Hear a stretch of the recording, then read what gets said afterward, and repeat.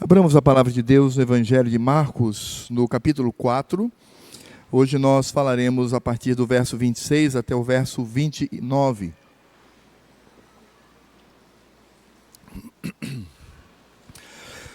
Evangelho de Marcos, capítulo 4.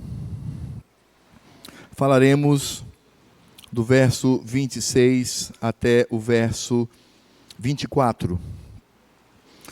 Apenas recapitulando, nós começamos esta sessão das parábolas de Cristo. Nós começamos com a parábola do semeador. Essa parábola do semeador, ela é uma introdução e ao mesmo tempo ela traz um resumo daquilo que o Senhor Jesus iria ensinar. Na parábola do semeador, Cristo fala do coração que é endurecido para resistir à conversão, e o outro, o coração amolecido que se entrega a Cristo. Quando Cristo fala do coração endurecido para a palavra, ele fala que os tempos são diferentes. Existem aqueles que já de imediato eles resistem e eles vão embora. São aqueles que Satanás retira a palavra do coração. Existem aqueles que é semelhante a um terreno rochoso, quando eles tentam se desenvolver, mas não há como, não há raiz profunda, não há como aprofundar, e nas tentações e nas provações eles tropeçam. E existem aqueles que até permanecem na igreja durante muito tempo, às vezes até a sua própria morte, mas nunca se converteram.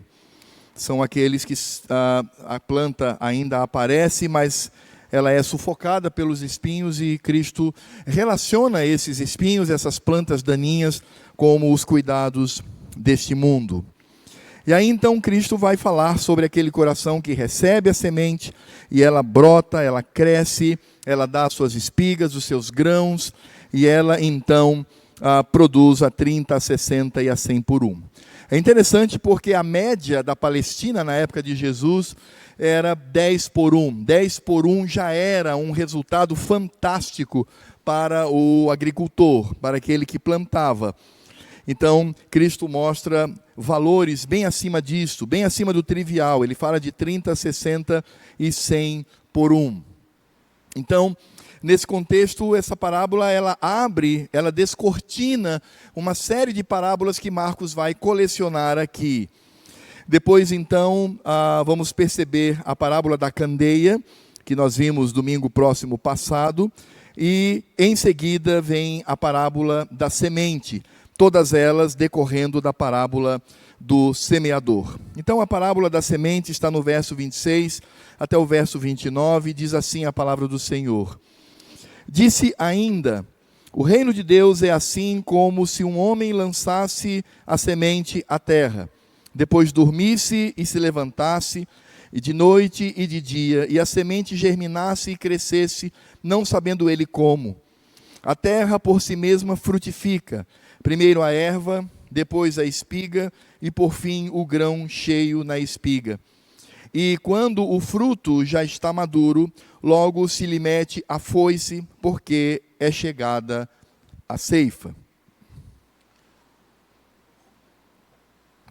Possivelmente o Senhor Jesus, ele está falando ou explicando essa parábola para os seus discípulos no barco. Nós não temos tanta certeza disso.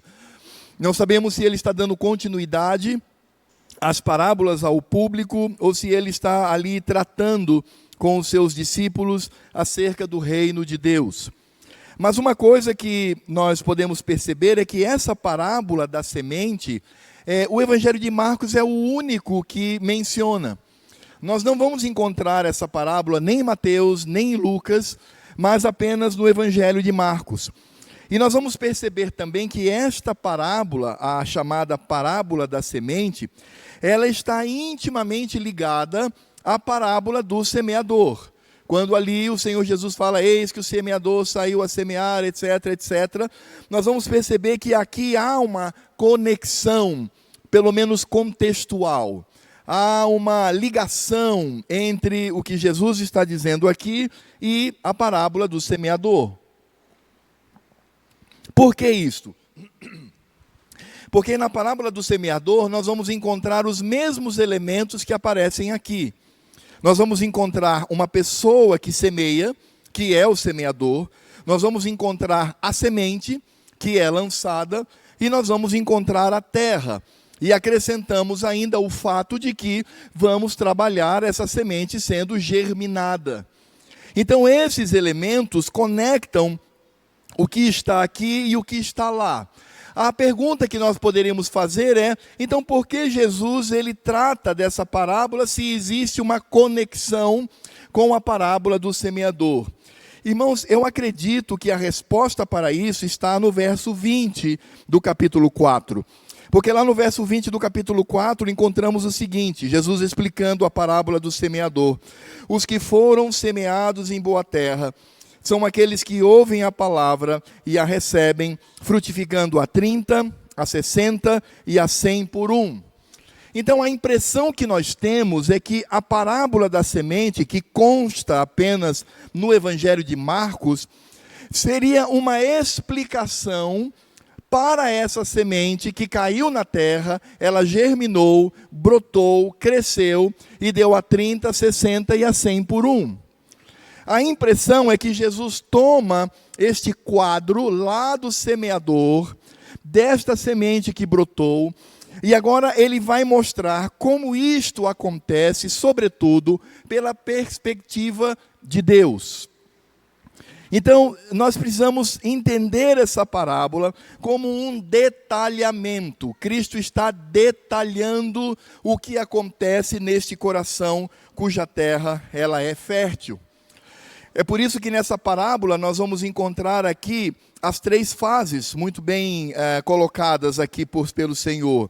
Uma semeadura, a pessoa vai e semeia, uma germinação e um crescimento da planta e uma colheita. Então esses elementos, semear, germinar, crescer e colher, estão claros lá na parábola do semeador, quanto àquela terra cujo coração é fértil.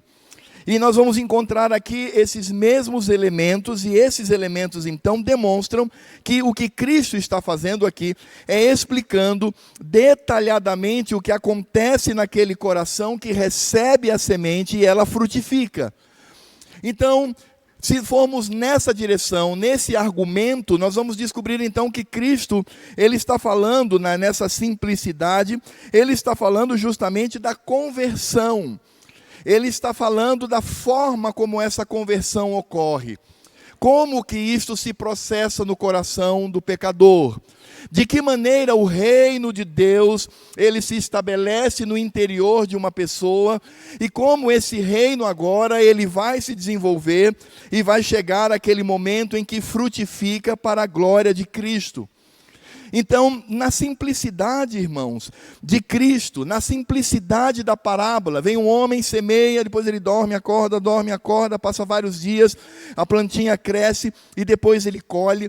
Nessa simplicidade, nós vamos entender a profundidade da obra de Cristo no coração das pessoas, dos eleitos de Deus, dos que de fato se rendem a Cristo, daqueles que nascem novamente, daqueles que são transformados pelo poder do Espírito Santo.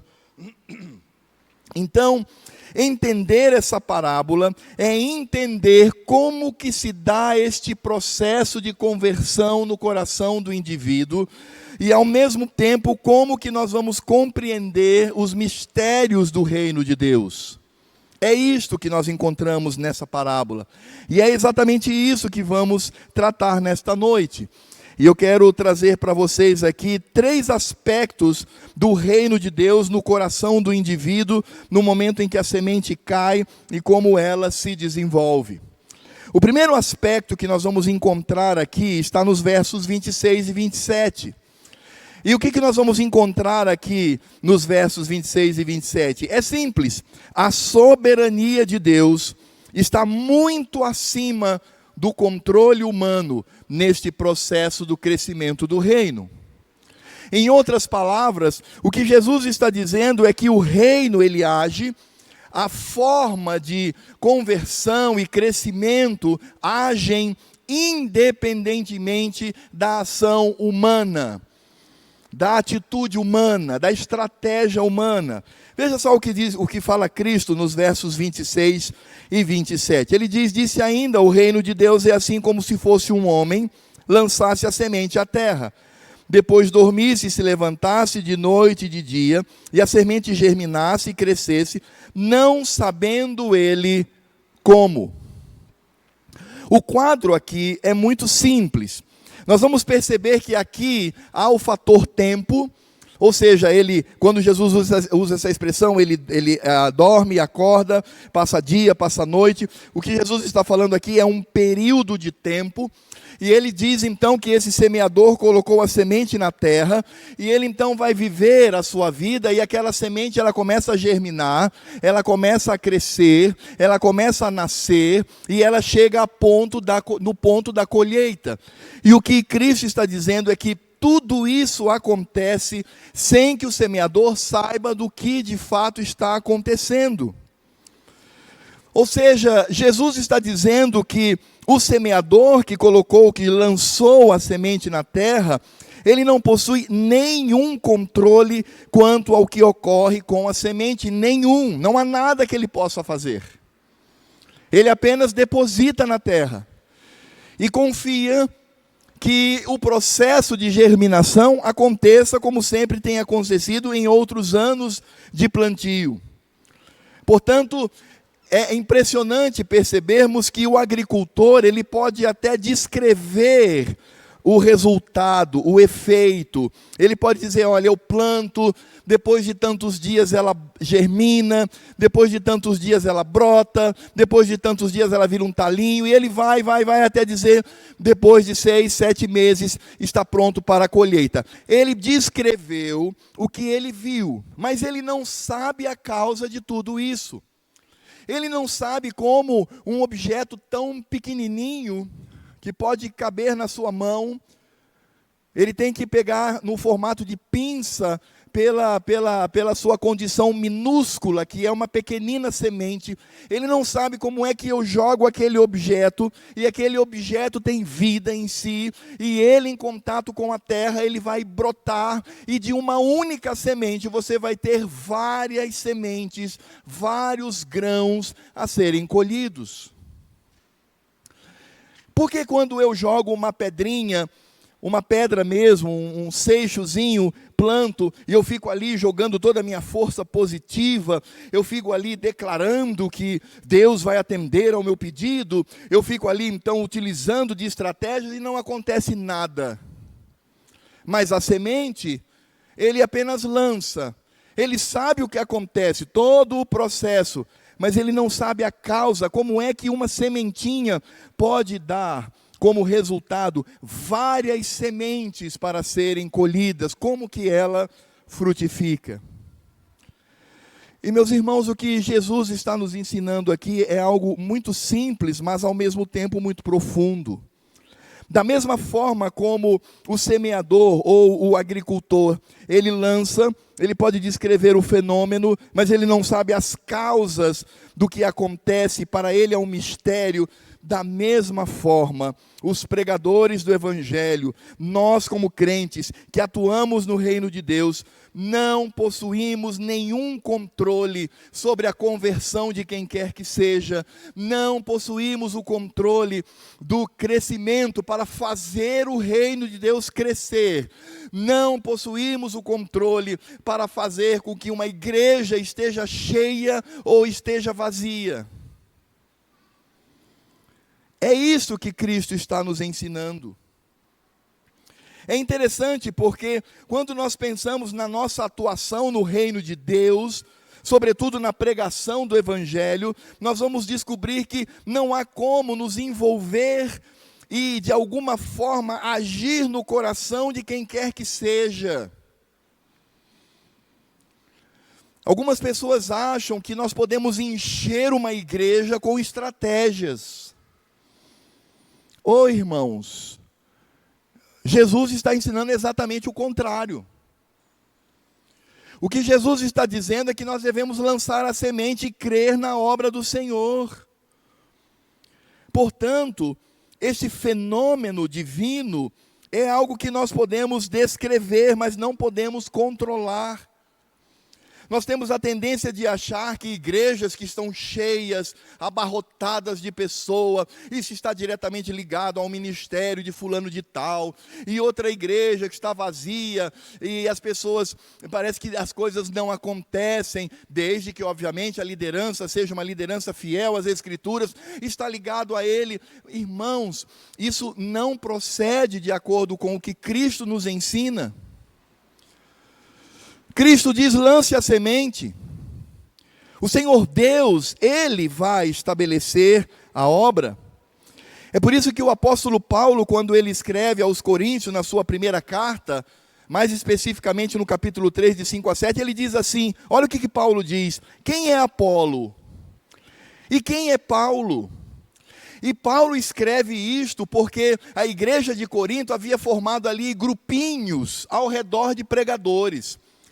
Alguns diziam assim: eu sou de Paulo.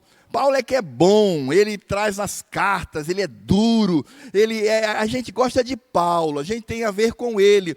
Outros diziam: não, eu gosto de Apolo. Apolo, ele é mais inteligente, ele é mais sofisticado, ele é mais interessante. Outros diziam: não, eu sou de Pedro.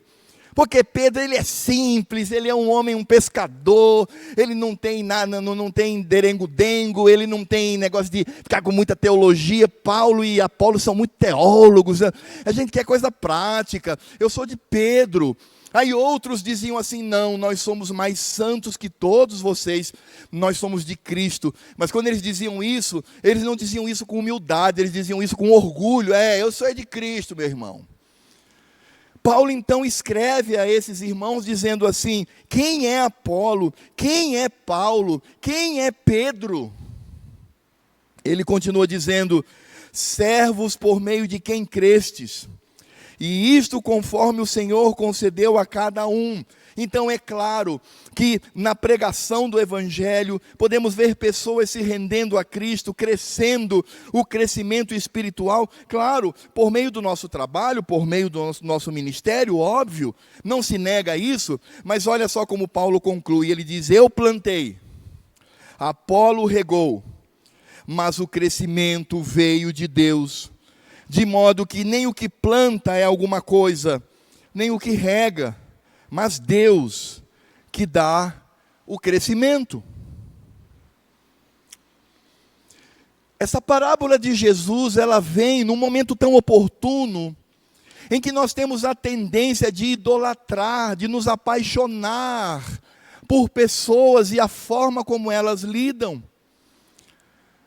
Nós não conseguimos ultrapassar esse pobre pecador, instrumento nas mãos do Senhor, e olhar para a glória de Cristo, olhar para o que de fato Ele está fazendo. Não somos capazes de fazer isto.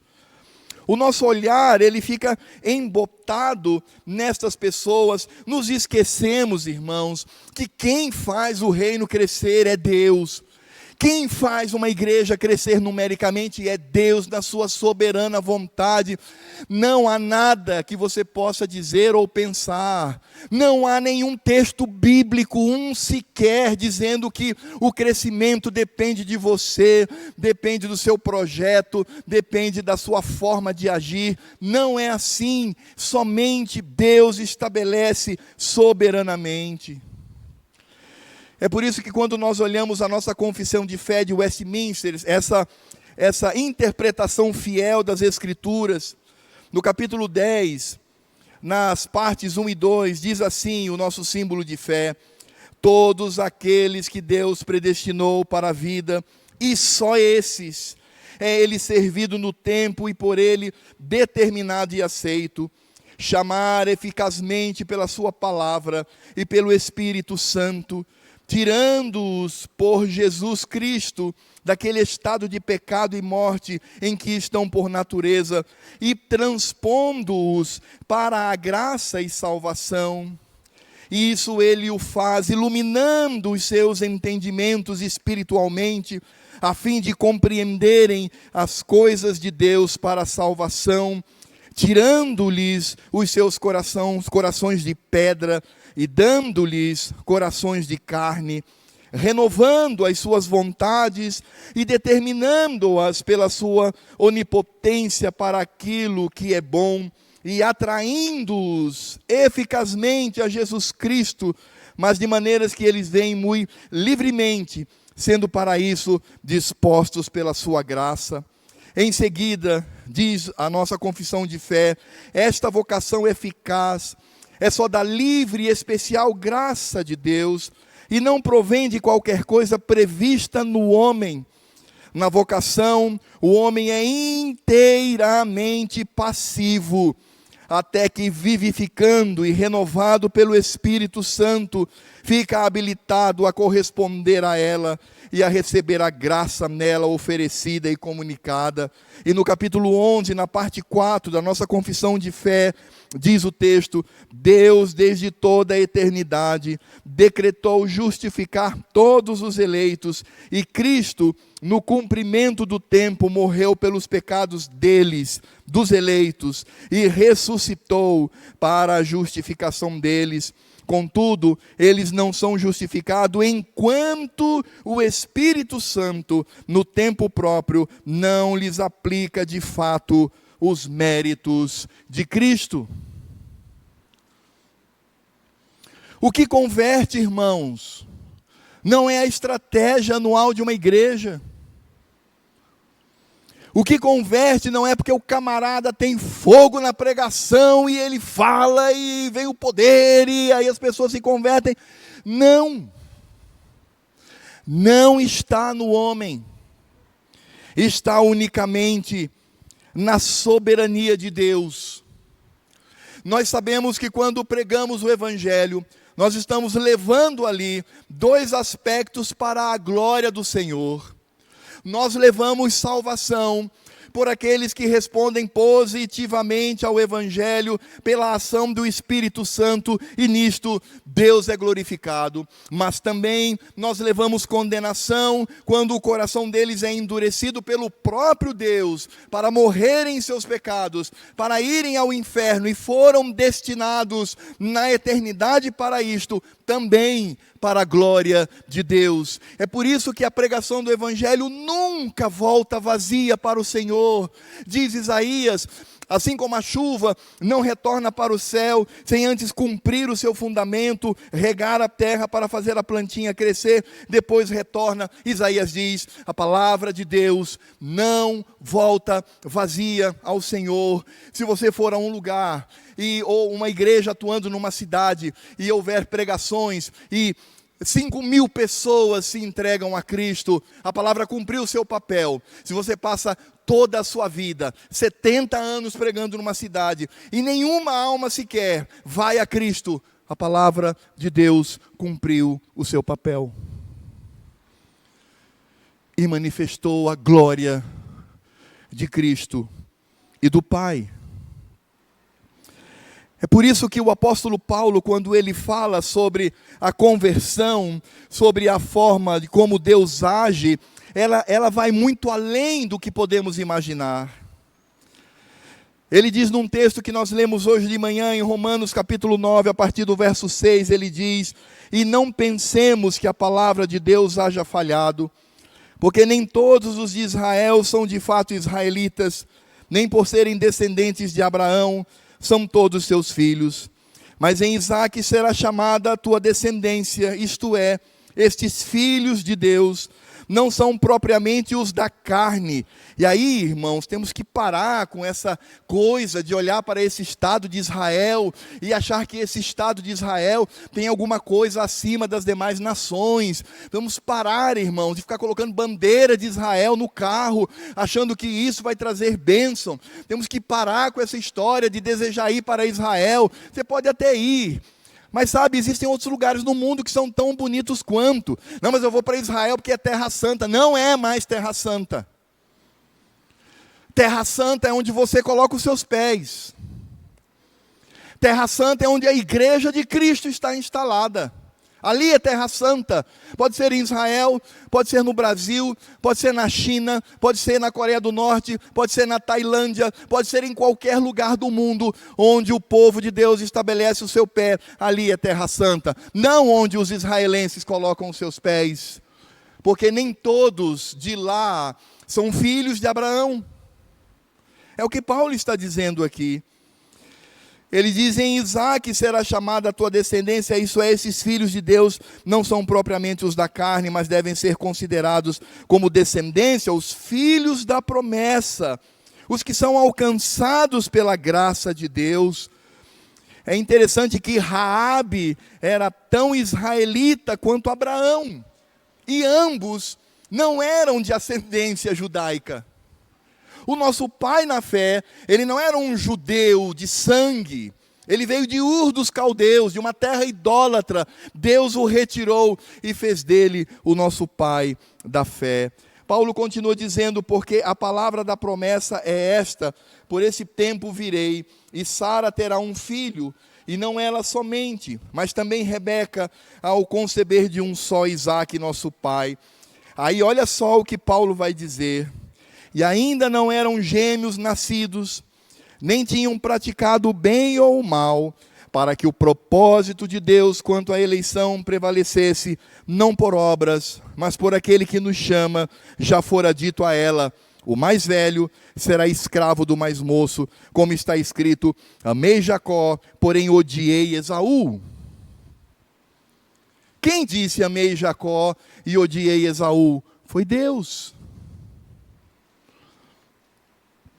É por isso que Paulo, diante de uma afirmação tão dura de se ouvir, ele pergunta para os seus ouvintes lá da igreja de Roma: que diremos, pois, a injustiça da parte de Deus? Deus foi injusto porque escolheu odiar Esaú?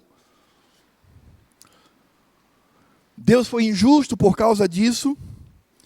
Paulo responde: de modo nenhum. Pois ele diz a Moisés: terei misericórdia de quem me aprouver ter misericórdia, e compadecer-me-ei de quem me aprouver ter compaixão. É vontade de Deus, é a livre decisão do Senhor. Assim, pois, não depende de quem quer ou de quem corre, mas de usar Deus a sua misericórdia. Porque as Escrituras diz a Faraó: para isto mesmo te levantei, para mostrar em ti o meu poder, e para que o meu nome seja anunciado por toda a terra. Logo, tem ele misericórdia de quem quer, e também endurece a quem lhe apraz. Quem endureceu o coração do Faraó diante do povo? Quem fez com que aquele homem fosse ranheta, e ele não abrisse mão, e se submetesse às pragas que vieram da parte do Senhor? Foi ele, porque ele era ruim, porque ele era uma... Não, Deus endureceu o coração daquele homem. Porque você pergunta assim: como é que um faraó, vendo todas aquelas pragas, vendo toda a maravilha do Senhor, como é que ele não se rende, dizendo: ó Javé, tu és o Deus poderoso? Mas ele não se rende. Por que ele não se rende? Porque Deus endureceu o coração dele para a glória do seu santo nome. Porque Deus é livre, Deus é soberano, e Ele não se submete às nossas visõezinhas humanistas, mas Ele é o Deus todo-poderoso. Aí Paulo, no mesmo texto, ele faz aqui uma terceira pergunta. Ele diz: tu me dirás, de que se queixa Deus ainda? Pois quem jamais resistiu à sua vontade? Sabe o que significa essa pergunta? Paulo está dizendo assim, você talvez pergunte a mim: Paulo, se Deus já determinou que o Zequinha vá para o inferno, se Deus endurece o coração dele para que ele não se converta, se Deus determinou em sua soberania esse estado, por que que Deus fica se queixando dos pecados do Zequinha? É isso que Paulo está dizendo aqui.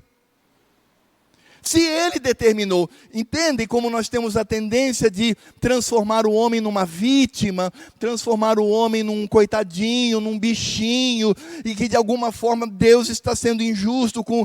Ele até é pecador, mas não é nem tanto assim, tem coisa boa nele.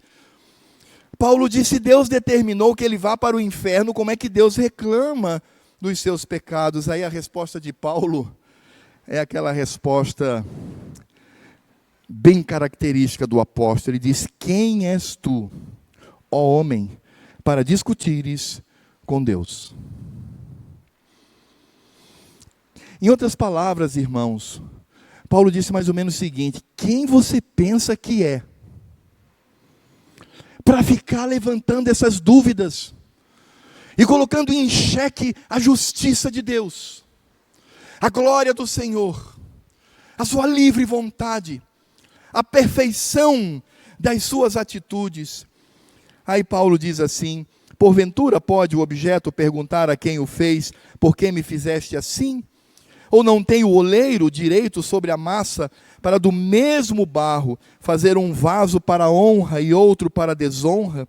Que diremos, pois, se Deus, querendo mostrar a sua ira, o seu ódio, a sua raiva, e dar a conhecer o seu poder, suportou com muita longanimidade, com muita paciência, os vasos do ódio, da ira, preparados por ele para a perdição, a fim de que também desse a conhecer as riquezas da sua glória em vasos de misericórdia, que para a glória preparou de antemão, os quais somos nós, a quem também chamou não só dentre os judeus, mas também dentre os gentios, assim como também diz em Oséias: chamarei povo meu ao que não era meu povo, e amada a que não era amada, e no lugar em que se lhes disse: vós não sois meu povo, ali mesmo serão chamados filhos do Deus vivo. Meu querido irmão, minha querida irmã, é dessa forma que as Escrituras mostram a soberania de Deus. Uma soberania que está muito acima do que podemos imaginar. É por isso que nas doutrinas da graça fala claramente: quem é o homem pecador? É um depravado total, morto, inimigo de Deus, cujos atos afrontam a santidade do Senhor. E o que Deus fez diante desta realidade tão cruel? Na eternidade, Ele elegeu alguns para si, Ele escolheu alguns para si, e essa eleição foi incondicional. Ela não estava condicionada ao homem, mas à soberania de Deus. Deus escolheu amar. E como foi que Deus providenciou para que estas pessoas eleitas, que são depravadas, mas como Ele providenciou para que elas se tornem seus filhos? Ele enviou Jesus para morrer no lugar delas. É a expiação, a morte de Cristo veio apenas para os eleitos. É o que nós chamamos de expiação limitada aos eleitos, ela é objetiva. E como é que essa pessoa vai se converter? Um dia ela vai escolher por si só, através de um livre-arbítrio, para aceitar Jesus? Não. Até porque não é o pecador que aceita Jesus, irmãos, é Jesus que aceita o pecador. Como nós invertemos isto? O Espírito Santo, ele vem e age no coração do pecador, dando a ele entendimento sobre a obra de Cristo, e ele então, ao olhar, ele vai a Cristo. E esse crente tem o perigo dele perder a salvação, de no meio do caminho ele tropeçar, se tornar um desviado? Não, ele será preservado pelo poder de Deus. Foi Deus que elegeu, foi Deus que salvou, é Deus que nos converte, foi Deus, melhor dizendo, que nos converteu, e Deus nos preserva para o céu. Deus, Deus, Deus, Deus. Onde está aí a participação do homem? Em lugar nenhum, efetivamente falando. É isso que Jesus está ensinando aqui. Jesus está dizendo: o semeador lançou a semente, e o tempo foi passando, e alguma coisa foi acontecendo com essa semente que este homem não sabia. Mas ela cresceu, e de uma única sementinha surgiram várias sementes, tendo o semeador o privilégio de colher esses frutos. Quem fez isto? Foi Deus. Irmãos, é claro que nós como crentes devemos orar pela conversão das pessoas, até porque ninguém tem uma fita ou uma tatuagem na testa: eleito para o céu e eleito para o inferno. Deixa eu ver tua testa aí: eleito para o inferno. Não, sai para lá que você não tem jeito não. Você, do céu, você vem cá. Não tem. E graças a Deus nós não sabemos. Por isso devemos pregar o Evangelho e orar pela conversão das pessoas. Nunca desistir. É pecado quando alguém passa 30 anos pregando o Evangelho para alguém e a pessoa não se converte e diz assim, esse aí foi predestinado para o inferno. Isso é pecado. Enquanto vida houver, devemos sim pregar, orar para que as pessoas se convertam, batalhar, lançar a semente, mas devemos saber que a obra, toda a obra é de Deus. Você sabia que até mesmo a fé que você possuiu e possui no coração não é sua, mas foi Deus que colocou a fé? Porque Paulo diz assim, porque pela graça sois salvos mediante a fé. E isto não é dom, então nem a fé é sua. Foi Deus que colocou lá, para que você creia no Cristo ressurreto. A soberania de Deus está muito acima do controle humano. Devemos orar pelo crescimento da nossa igreja, devemos batalhar, pregar, orar para que as pessoas se convertam, discipulá-las, ensiná-las, pregar semanalmente, constantemente. Mas irmãos, meus irmãos, nós não podemos interferir no coração de quem quer que seja. É por isso que muitas pessoas ficam espantadas. Como é que uma pessoa se diz crente, está há 30 anos na igreja, depois descobre a vida do camarada e vê que ele não tem nenhuma atitude de crente, vive nos bordéis, vive enganando, vive uma vida corrupta, vive uma vida até muito mais vergonhosa do que muitos descrentes. E dizem, mas como é que pode isso?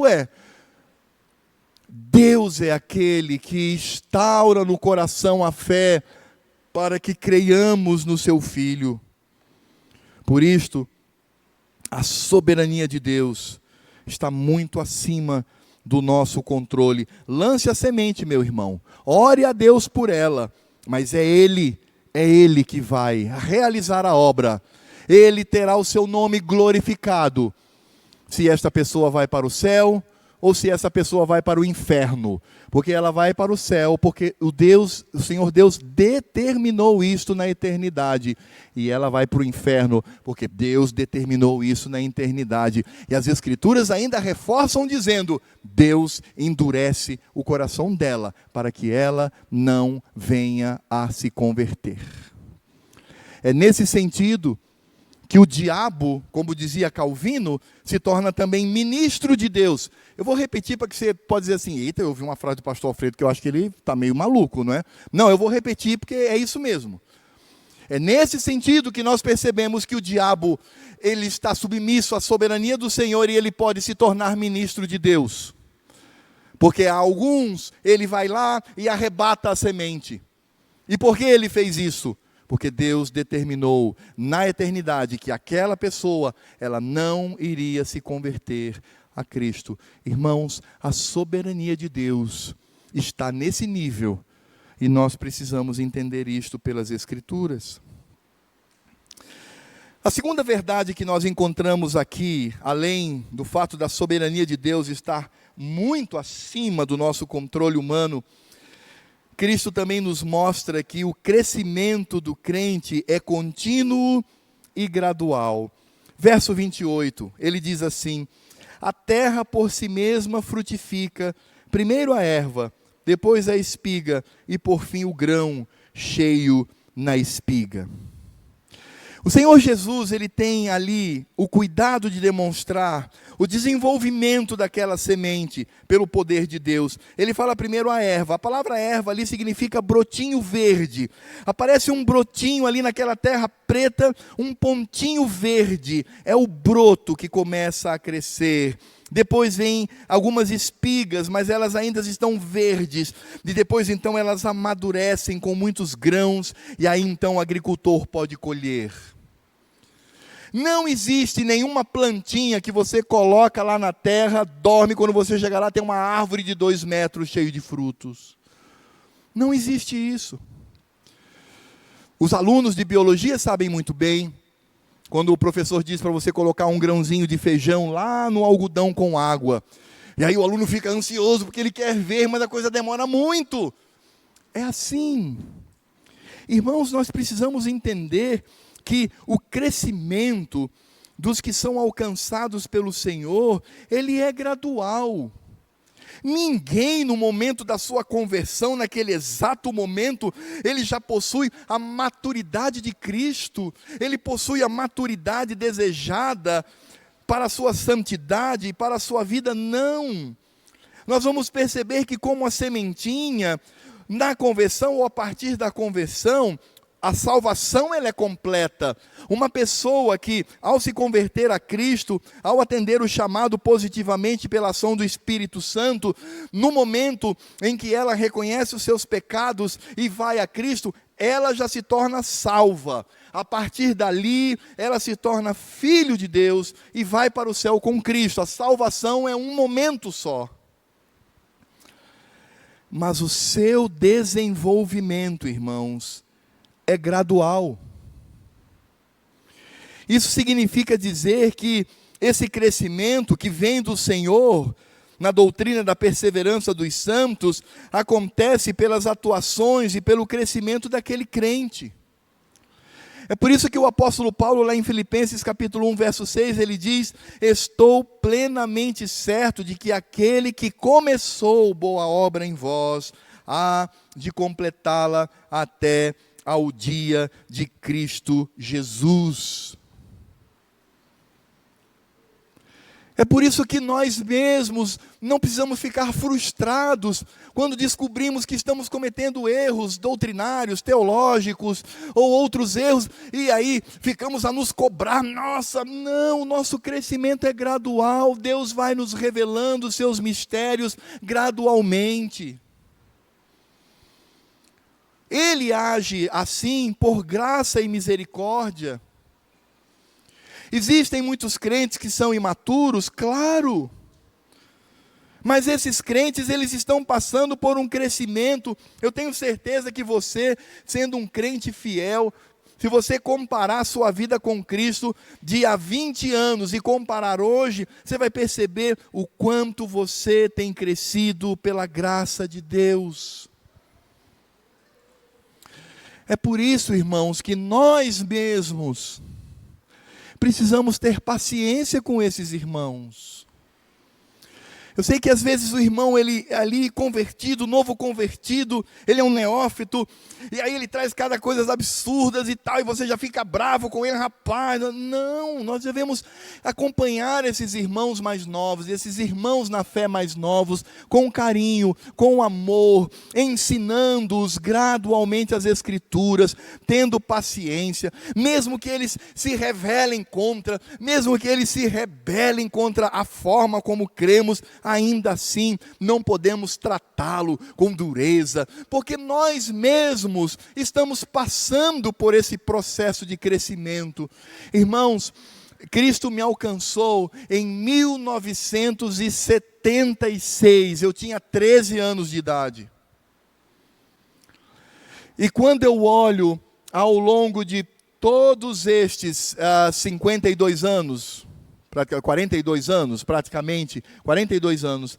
Esses 42 anos de caminhada com Cristo, como eu fui crescendo gradualmente, e como eu ainda estou crescendo, irmãos. Existem tantas coisas que eu ainda não entendo, e às vezes até cometo equívocos, até mesmo pecado contra o Senhor por desconhecer em profundidade, mas eu tenho crescido. Ninguém pode olhar para quem quer que seja e dizer assim: nossa, como esse irmão alcançou o patamar. Não, nós estamos em constante crescimento e nós precisamos desenvolver paciência com aqueles irmãozinhos que estão crescendo, sobretudo os que são novos na fé. Às vezes temos debates com eles, eles debatem conosco. Vamos debater com base nas Escrituras, mas amá-lo, ter paciência, ter caridade, ter amor e buscar sempre não destruí-lo no meu argumento, vou destruir esse irmão com o meu argumento teológico, não, mas dizer assim, eu vou de alguma forma promover e contribuir com o crescimento espiritual desse meu querido irmão, que assim como eu, está em processo constante de crescimento em Cristo.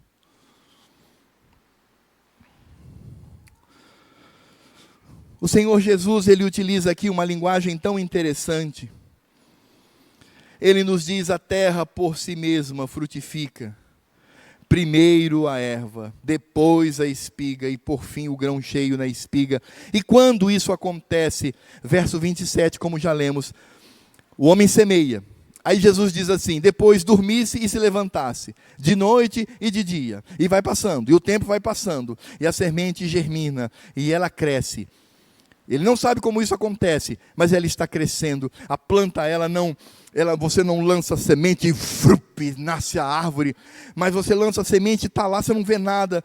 Depois de alguns dias você vai lá, você vê um pontinho vermelho, um brotozinho pequenininho, e você vai lá e cuida com carinho daquele broto, evitando que as aves venham, que animais venham prejudicar aquele broto. Depois de um tempinho está aquele talinho, depois daquele tempinho está uma planta pequenininha, depois está ali uma planta já adolescente, com os seus frutos verdes, e ela vai crescendo, crescendo, até o momento da ceifa. Assim somos nós.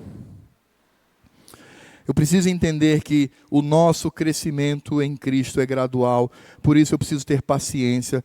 Os pais precisam ter paciência com seus filhos.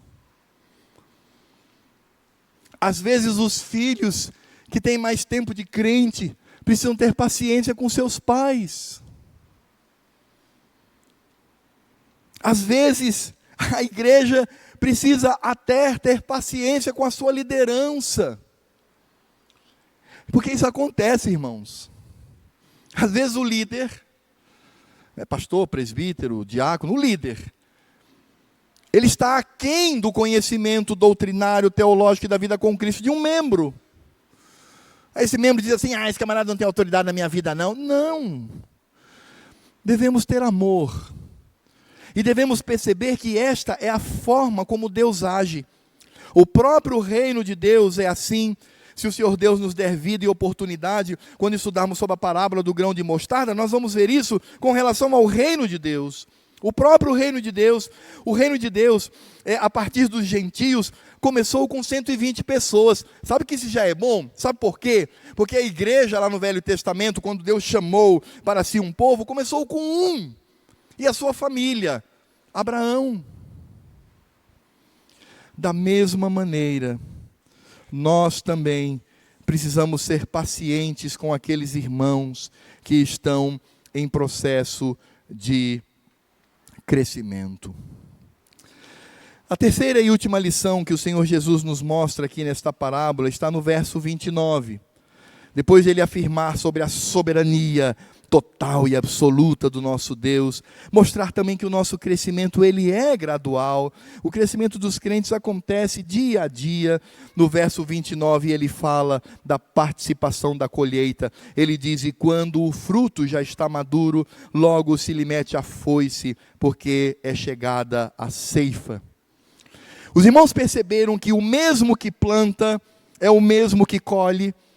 Ele não fez nada nesse intervalo do plantio e da colheita. Deus fez tudo. E ele depois vai e usufrui da colheita, como também manifestação da graça e da misericórdia do Senhor. Sabia, irmãos, que existem alguns estudiosos das Escrituras, das parábolas, eles afirmam que essa visão da colheita, ela é escatológica, ou seja, está falando aqui do próprio Cristo, que Cristo vem e ele colhe.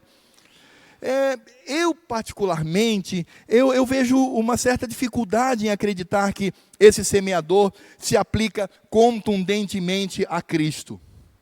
Embora ele tenha vindo a esse mundo para lançar a semente também, Mas eu não creio que aqui está falando, essa colheita, essa ceifa, está falando do tribunal de Cristo no final, das últimas coisas, quando Ele vier para levar a sua igreja. Eu não acredito nisso, sabe por quê? Porque se eu afirmar que esse semeador, e que depois colhe, ele é exclusivamente Cristo, como é que eu vou explicar o finalzinho do verso 27? Olha só o que diz o finalzinho do verso 27, começando no início. Depois dormisse, se levantasse de noite e de dia, e a semente germinasse e crescesse. Aí olha só, não sabendo ele, o semeador, como tudo isso acontece. Como é que Cristo, que é aquele que atua em nós, por meio do seu Espírito, para que haja conversão, haja o crescimento, como é que ele não vai entender aquilo que ele faz? Por isso, irmãos, eu creio que aqui não está falando exclusivamente de Cristo, embora sim Cristo ele seja semeador e Cristo é aquele que colhe ao final de tudo, mas aqui está falando das pessoas que agem no reino de Deus, das pessoas que trabalham no reino de Deus. E aí, irmãos, eu me lembro muito do que o apóstolo Paulo nos ensina, lá em 1 Coríntios 3, 8 e 9, ele diz, ora, o que planta e o que rega são um, e cada um receberá o seu galardão, segundo o seu próprio trabalho, porque de Deus somos cooperadores, lavoura de Deus, edifício de Deus, sois vós. E ainda na mesma carta, mas no capítulo 9, a partir do verso 6, Paulo diz, ou somente eu e Barnabé não temos o direito de deixar de trabalhar? Quem jamais vai à guerra à sua própria custa? Quem planta vinha e não come do seu fruto? Ou quem apacenta um rebanho e não se alimenta do leite do rebanho? Porventura falo isto como homem, ou não o diz também a lei? Porque na lei de Moisés está escrito, não atarás a boca ao boi quando pisa o trigo. Acaso é com bois que Deus se preocupa? Ou é seguramente por nós que ele o diz? Certo é que por nós, que está escrito, pois que o que lavra cumpre fazê-lo com esperança, o que pisa o trigo faça-o na esperança de receber a parte que lhe é devida. Se nós vos semeamos as coisas espirituais, será muito recolhermos de vós bens materiais. Se outros participam desse direito sobre vós, não temos nós em maior medida? Entretanto, não usamos desse direito, antes suportamos tudo para não criarmos qualquer obstáculo ao Evangelho de Cristo. Não sabeis vós que os que prestam serviços sagrados do próprio templo se alimentam, e quem serve ao altar do altar tira o seu sustento? Assim ordenou também o Senhor aos que pregam o Evangelho, que vivam do Evangelho. Irmãos, eu acredito que essa participação na ceifa, quando aquele que plantou vai e colhe com alegria o fruto do seu trabalho, isso diz respeito, irmãos, é claro, às benesses que nós recebemos, não apenas como galardão do Senhor, mas aqui na terra mesmo, as alegrias, sejam elas emocionais, espirituais, sejam elas materiais, as bênçãos que nós temos do trabalho que realizamos, que foi o trabalho apenas de semear. Meus irmãos, como nós, que somos pregadores, que somos aqueles que anunciam as boas novas, participam dos frutos finais, e isso pode se manifestar, por exemplo, como alegria. Quem é o pai e a mãe que vêem seus filhos crescendo na graça do Senhor, que vêem seus filhos como crentes fiéis, que vêem seus filhos como crentes melhores até do que eles? Como não se alegrar? Como não perceber nisso o regozijo? Como não perceber nisso a honra da colheita que o Senhor nos proporciona? Como não se alegrar quando eu prego o Evangelho para alguém e eu o discipulo e depois eu o vejo lá na frente se submetendo ao batismo, à profissão de fé, e depois de alguns anos ele se torna um presbítero, depois de um tempo ele vai para o seminário e aí ele se torna um pastor, um missionário. Como não se alegrar dizendo, puxa Senhor, Tu me usaste para isso? ou até mesmo quando nós recebemos benesses materiais de crentes que são nossos filhos na fé e que veem a nossa penúria, veem o nosso sofrimento e eles vêm a nós com amor, dizendo: ó, meu pai espiritual, minha mãe espiritual, eu quero de alguma forma ajudá-los. Irmãos, isso mostra que nós que semeamos, nós também participamos dos frutos, nós participamos da alegria, das benesses, de tudo que esses frutos podem proporcionar. E irmãos, como é claro aqui, a manifestação da graça de Deus, porque não fui eu. Não fui eu não coloquei a semente lá e depois enfiei uma manivela e fiquei 6 meses ali ininterruptamente rodando algum tipo de motor para manter aquecida a semente e ela brotasse. Não, eu larguei lá e Deus fez toda a obra soberanamente, mas Ele proporciona a mim a alegria de participar das colheitas, de participar do fruto, de participar da bênção, de ver pessoas crescendo e crescendo na obra do Senhor. Isso começa em casa, quando os pais, antes de se envolverem com a sua igreja local, com os trabalhos restritos à igreja, antes de se envolver com isso e até mesmo o trabalho para o sustento, eles se envolvem com seus filhos. E como é duro, irmãos, como às vezes dói criar filhos, não que não os amemos, mas como é difícil estar ali,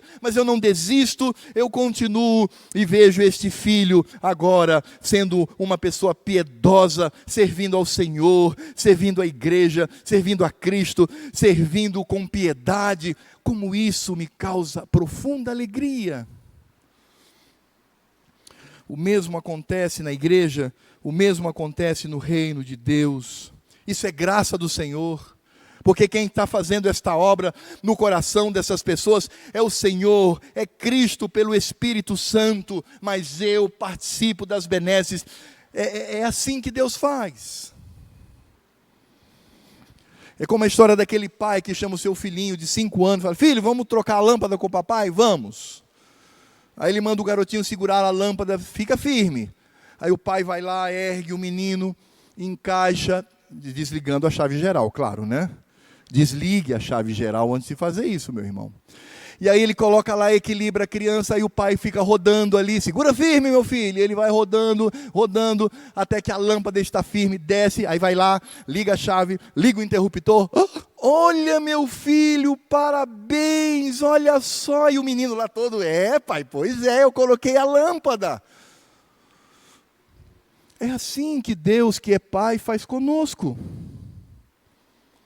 Ele permite que tenhamos esta alegria da colheita, porque simplesmente Ele nos ama, e Deus é aquele que ainda nos dá galardão pela obra que exercemos no seu reino. O que foi que eu fiz? Nada. Às vezes muitas vezes eu até atrapalhei o reino de Deus, mas Ele com graça olha para mim e diz: filho, vem participar das benesses, vem participar da alegria, vem participar do retorno, seja material, seja espiritual, seja emocional, seja o que for, participe, colha, vá lá, colha os frutos para você. Meus irmãos, e quais são as aplicações que poderíamos trazer deste texto? São aplicações tão simples, irmãos. A primeira delas é que a soberania de Deus está muito acima dos nossos valores humanistas. Irmãos, vamos parar de ficar colocando o ser humano acima de Deus. Vamos parar de ficar colocando os interesses dos seres humanos acima dos interesses do Senhor Deus. O humanismo é uma praga que entra na igreja como um câncer e vai embotando a nossa mente. Não! É Deus acima de tudo, e é a partir dele que eu devo atuar com os meus irmãos e com as pessoas.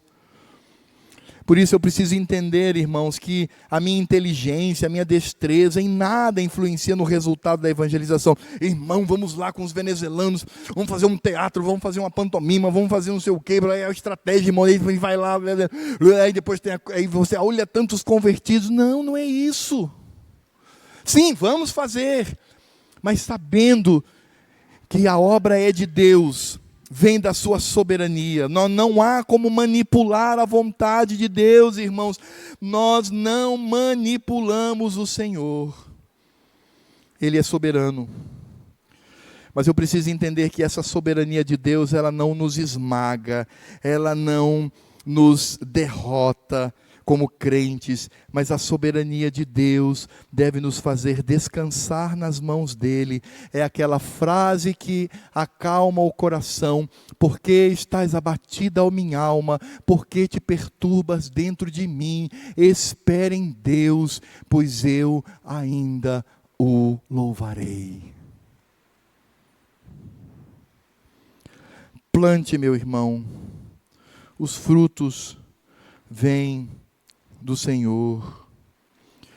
É por isso que eu preciso olhar com um olhar de misericórdia, amor e graça aos meus irmãos na igreja, tendo paciência com eles, caminhando junto com eles, tratando-os com honra e respeito, mesmo quando discordamos. Eu preciso fazer isto, porque Cristo há de nos conduzir com segurança neste crescimento.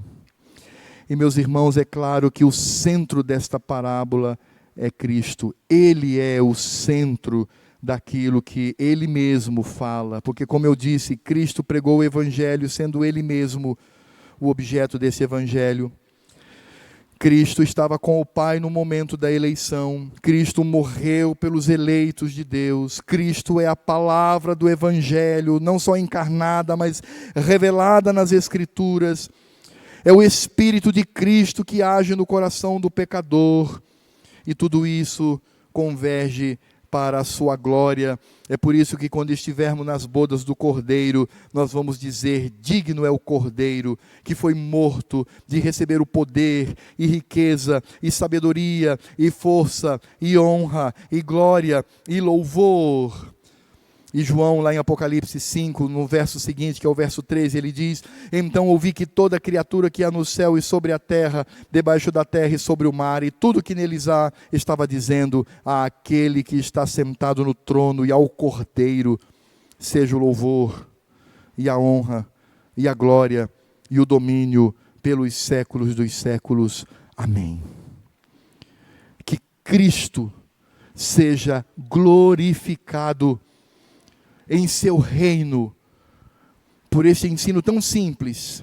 Eu semeio, Deus dá o crescimento, eu colho com alegria os frutos, sendo participante, como cooperadores de Deus neste processo. Oremos. Senhor Deus e Pai, te louvamos pela tua palavra.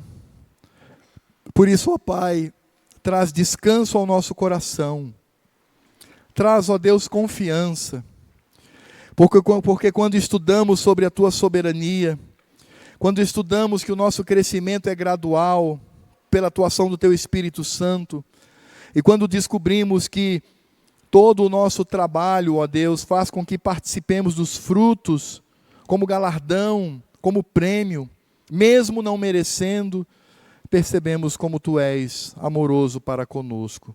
A tua soberania existe para nos acalmar, para silenciar o nosso coração e para que esperemos em ti.